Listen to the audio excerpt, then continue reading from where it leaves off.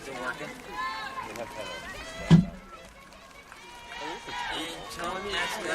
Ask him about the rain situation. Football game, you just have the camera down. Is there any scoreboard? It didn't even work. Yes, yeah, right here. Scoreboard. Local. basketball game to have. Well, I guess I know why they don't have it. The softball team isn't very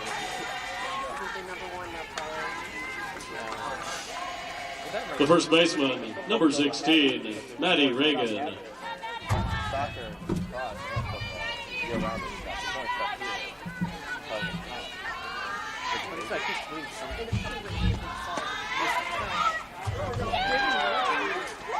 Come on. Casey got under that.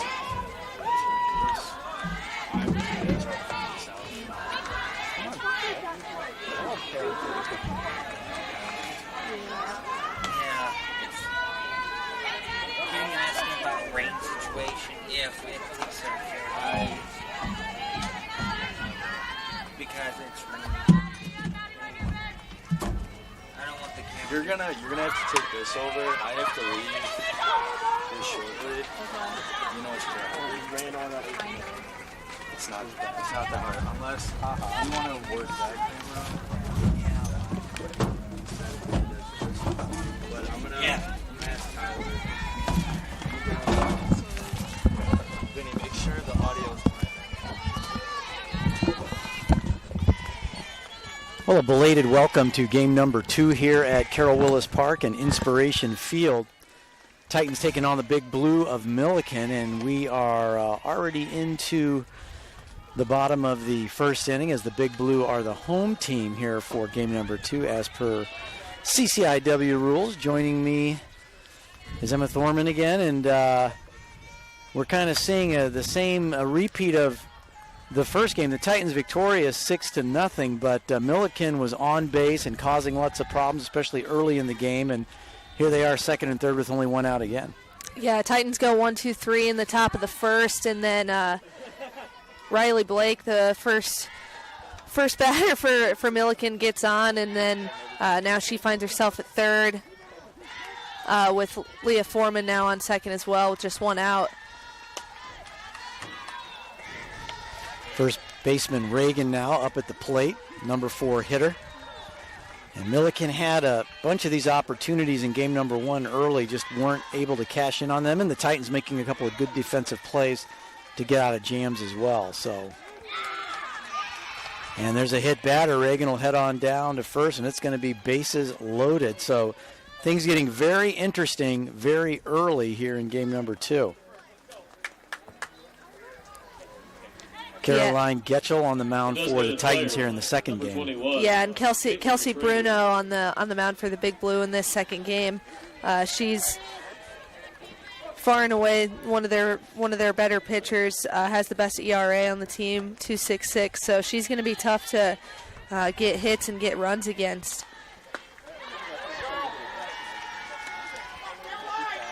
It's Caitlin Schrader now for the Big Blue in a big spot right here. Sacks are jammed. One out. Bottom of the first. And there's a ball by the umpire. It's a 1-1 count.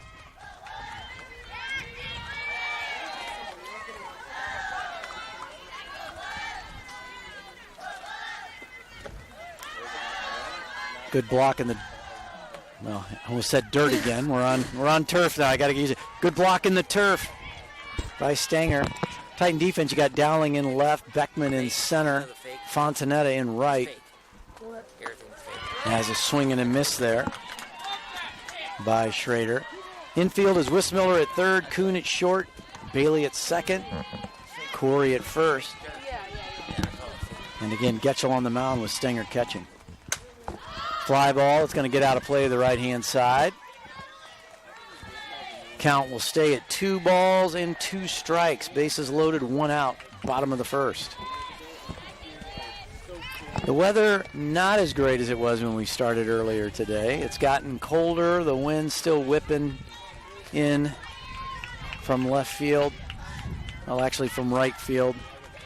Seems like it's whipping in from all over at this point. Yeah, it's just towards home plate. That's where it's going from all directions. It's just in your face. And I would describe the rain as spitting right now. It's just random drops of rain being kind of blown around by the wind. Shouldn't be an issue for the players at this point as the ball's fouled back there. Schrader hanging tough. We just started game 2, and already this feels like a very high leverage situation. Bases loaded, 3-2 count. Yeah, definitely. And Caroline's already thrown quite a few pitches on the mound already just in this first inning. Another foul ball there by Schrader.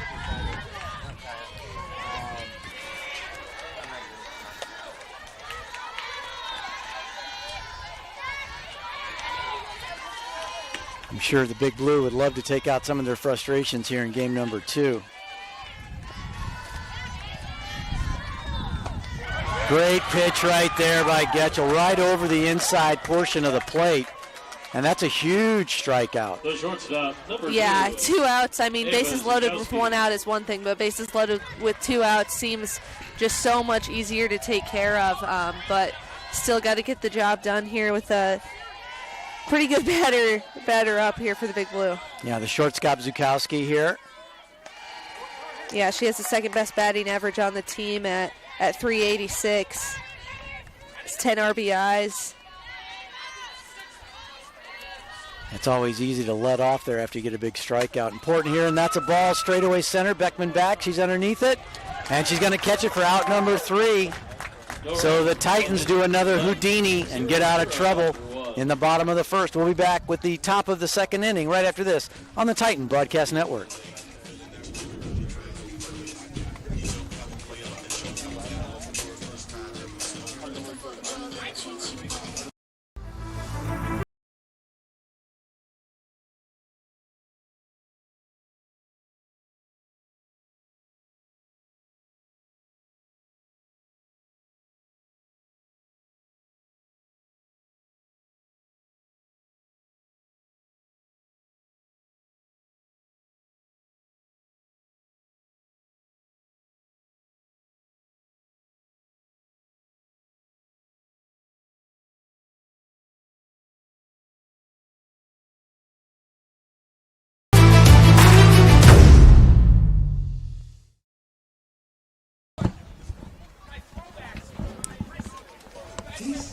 Welcome back to Carol Willis Park at Inspiration Field, here to bring you the start of inning number 2 and game number 2. Titans victorious in game 1, 6-0. They are the away team here in game number 2. 27, Jen Kuhn. And we'll lead off the second inning here with shortstop Jen Kuhn as Kelsey Bruno heads out for her second inning of work. I don't know how teams would, you define your ace maybe, I guess statistically, but I guess statistically you'd say that Bruno, the most successful pitcher at this point of the season for the Big Blue. Yeah, absolutely. Has 49 strikeouts in 47 in the third innings this year. I mean, over a strikeout an inning, that's pretty good no matter who you are. Kuhn works the count into a 2-0 advantage here early on. Titans did pick up a hit in the first inning. Hits are even 1 apiece.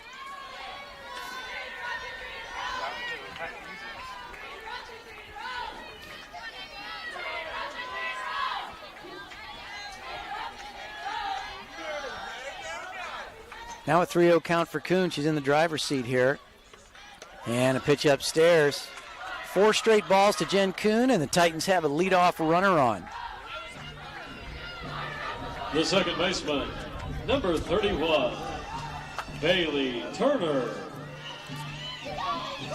Titans with the big hitters in the meat of this lineup, but really it was the speed merchants that did a lot of the damage in game number 1. Yeah, really forcing a lot of Millikin errors there from the top 3 and Megan Fontanetta, who was in the 9 spot in the last game. But like you said, these 3 in the 4, 5, and 6 spot, Kuhn, Turner, and Corey have certainly done the most damage in their careers. Turner was called on to sack bunt in the first game in her first at-bat, and they look like they're trying to do the same here, although she's taken the first 2 for balls. So Bruno's struggling right now to find the strike zone a little bit, and that's going to result in a visit to the mound here as they'll try to get Bruno back on track. Like I said, a little bit of drizzling rain here, but I don't think it would be anything that would prevent a good grip on the ball. I know both pitchers have their towels out there and so forth, and it's not that consistent of a rain. Yeah, it's just barely drizzling a little bit. I don't feel like that's, going to make a huge impact on, how much you're able to grip the ball. I mean, maybe a little bit, but I think mentally you've kind of got to get over that a little bit in order to be able to pitch your best. We've only seen the first inning from Bruno. She looks like she does feature a nice drop ball. And part of the Titan strategy may be to make sure they're laying off of that down in the zone, try to get something elevated. And there's a pop-up from Turner, an uncharacteristic mistake from Bailey. She did get something up in the zone, but for the bunt really didn't maybe want that one as she pops up, and it's 1 out and 1 on for Ava Corey. Ava Corey. Yeah, the sac bunt with Turner with Kuhn on first worked last game. Unfortunately, not here in the top of the second. Yeah, it hurts, especially with a 2-0 count. You can be a little bit picky about which pitch you want to lay down for that bunt. Bailey just went for one that was up in the zone. And Bruno starts out with ball 1 to Corey here again. Yeah, it's really 7 consecutive balls out there if you take out the popped-up bunt. Yeah, I think that's what prompted the very, very early kind of coaching check on Bruno.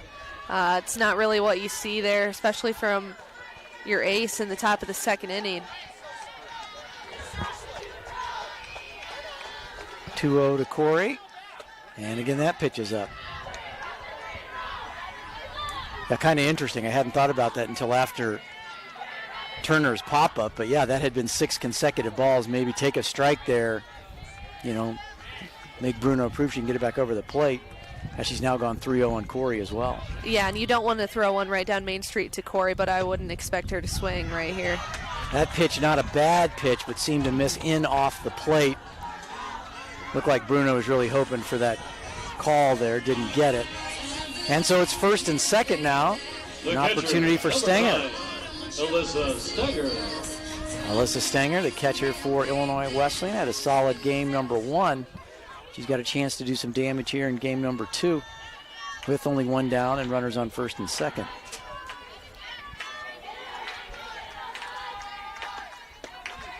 Here's a strike from Bruno.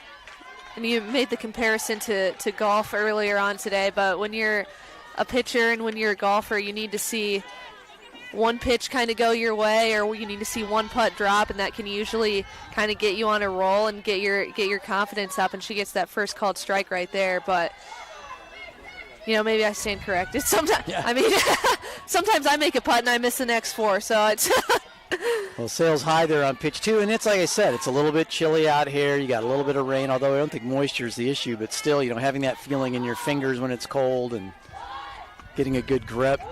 But we've seen a lot of pitches like that where it seems to be coming out of her hand. She's just doesn't seem super comfortable with how her release is right now. Misses, high one time and then a ball skipping into the plate there. So 2-1 count. Stenger looking to make something happen. And another pitch misses down and in.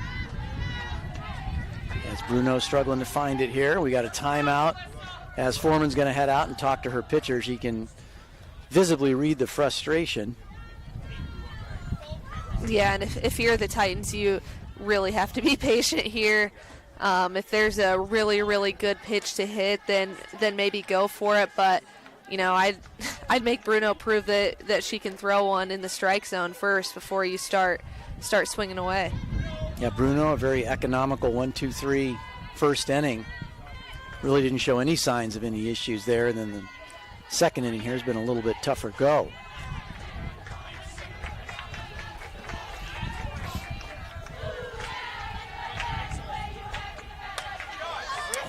And Stenger ready to cut loose, even on that 3-1 count. Good pitch, looked to be on the inside part of the plate.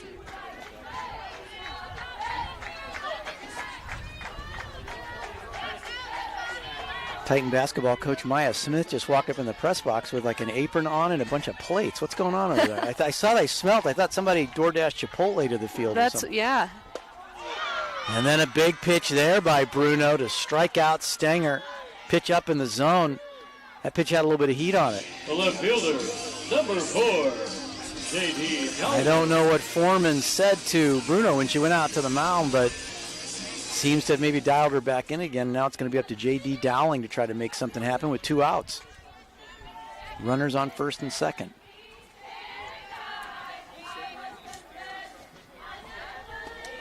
Pitch up in the zone.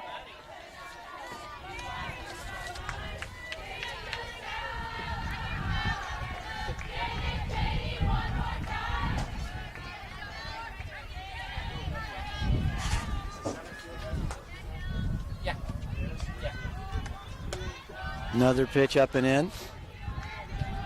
Dowling hitting .269 on the year. 14 hits, 9 runs. 2-0 pitch coming to J.D. Dowling. There's a pitch for a strike. As Bruno battles back, trying to get out of this inning. And pitching around a couple of walks.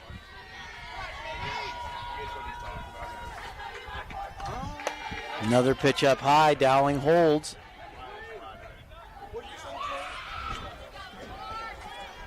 Peel out to the field, no swing, 3-1.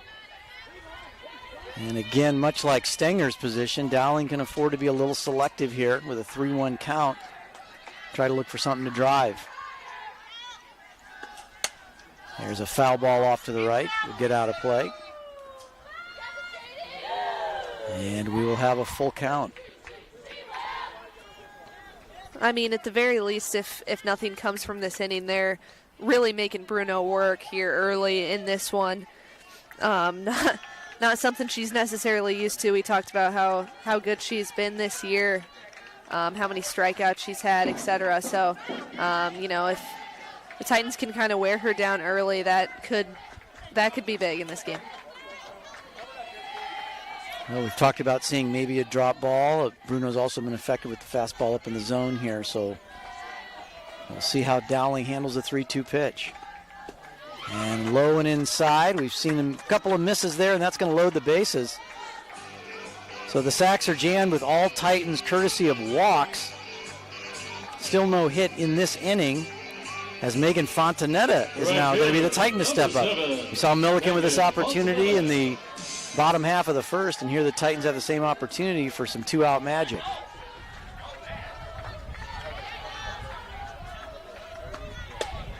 And a swing and a miss behind that pitch, Fontanetta.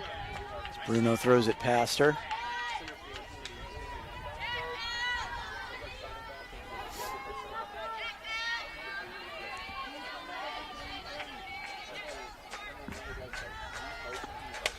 Fouled straight back, and it's quickly 0-2 on Fontanetta.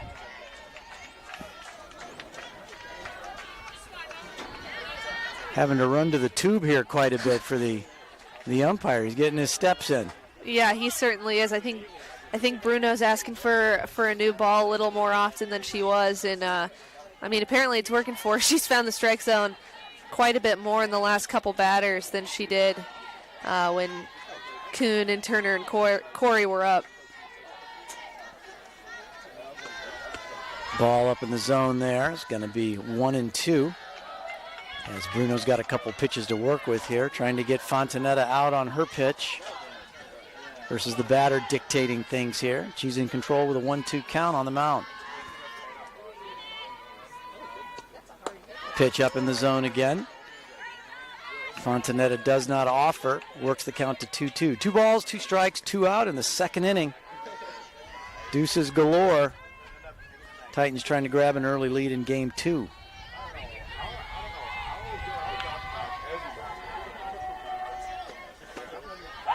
Pitch down and in. Gonna work the count full, so a good at-bat here by Megan Fontanetta. Dowling's count went full before, resulted in a walk, and now here's Fontanetta. 3-2, 2 outs. And a strike right down central. Not sure what Megan was looking for, but it wasn't that. No hits, 3 left. 0-0. So Bruno escapes. 3 walks, no hits, no runs. It's still 0-0. We're headed to the bottom of the second inning. We'll be back to Carol Willis Park right after this. Right field lines, our conference champion NCAA qualifying women's basketball team. Behind every Wesleyan success story is a community. One made of alumni and friends devoted to creating opportunities for the next generation of Titans. When you support the Wesleyan Fund, you make a difference. Join us in providing a first-class education, a rewarding campus experience, and a lifetime of opportunities. I'm Norm Ish, a graduate Illinois Wesleyan and the head football coach for the past 35 years. Join me in supporting the Wesleyan.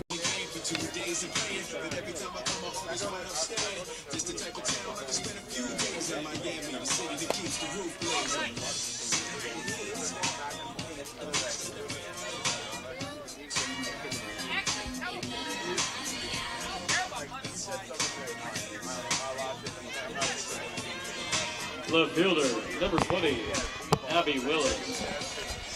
So Caroline Getchell on for her second inning of work. First inning was a little bit more adventurous than the Titans would like, but she did get out of it.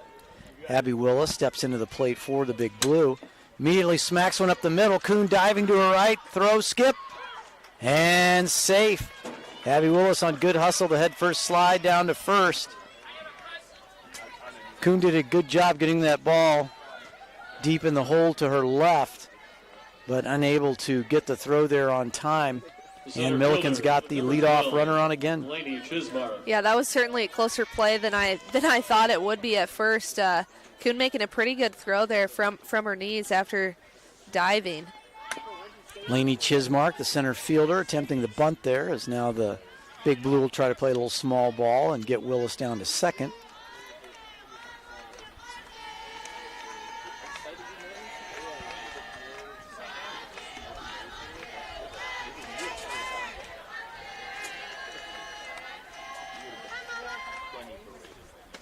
No bunt attempt this time. Pitch up and away.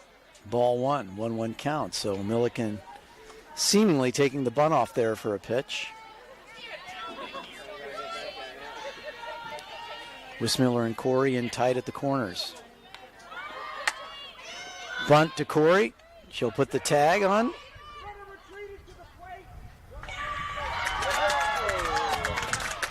So the call there is that the runner retreated back towards the plate, and apparently in softball that's an automatic out, and the runner returns to first. You told me you were learning a lot about softball. I think I may have just learned something about softball. I did not know that. I did not know there was a rule, but I'll say one thing for the umpire. He described it very clearly. he did.